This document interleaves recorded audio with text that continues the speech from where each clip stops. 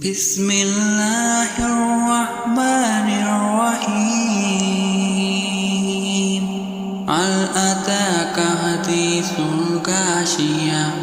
وجوه يومئذ خاشعة عاملة ناصبة تصلى نارا حامية تسقى من عين آنية ليس لهم طعام إلا من ضريع لا يسمعنه ولا يغني من جوع وجوه يومئذ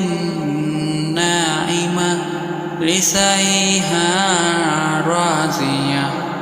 في جنة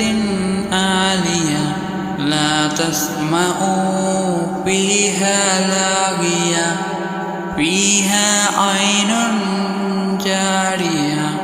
فيها سرر مرفوعة وأكواب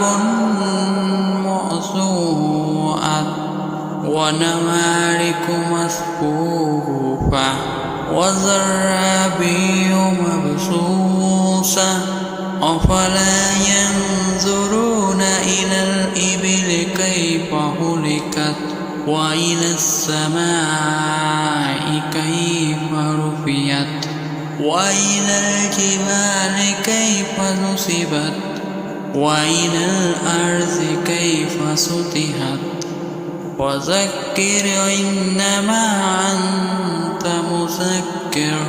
لست عليهم بمسيطر إلا من تولى وكفر ويؤذبه الله العذاب الأكبر إن علينا إيابهم ثم إن علينا حسابهم صدق الله